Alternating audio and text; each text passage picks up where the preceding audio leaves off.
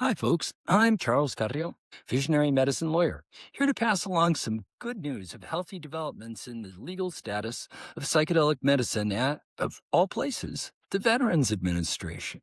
For decades, a regulatory triad, the DEA, FDA, and NIH, National Institute of Health, have maintained a restricted perimeter around psychedelics, wrongly turned into Schedule I substances during the LSD hysteria of the 70s. Despite overwhelming clinical data, the DEA's administrative hurdles have effectively stifled domestic research into psilocybin and MDA.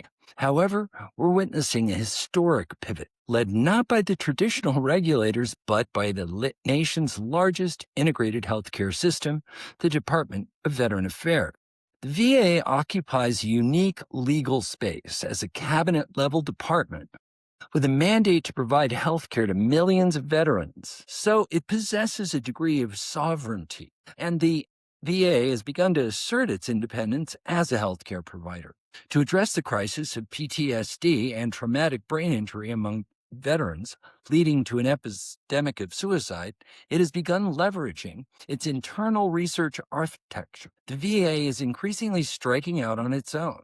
We're seeing a shift from passive observation of FDA trials to active VA-sponsored clinical research. This represents a strategic workaround of the long-standing NIH and DEA roadblocks as the VA prioritizes its clinical necessity to stop veteran suicide over traditional interagency deference. Current policy shifts within the VA now explicitly allow for research into psilocybin and other receptor effectors. This is a massive legal departure.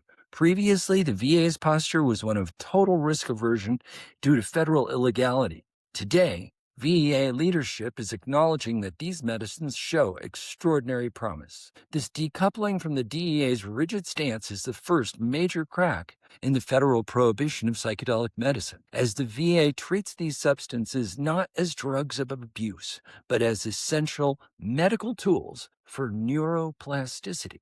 In our next segment, we'll look at how this administrative shift is being mirrored and accelerated by a surprising bipartisan alliance in Congress. Thank you for listening.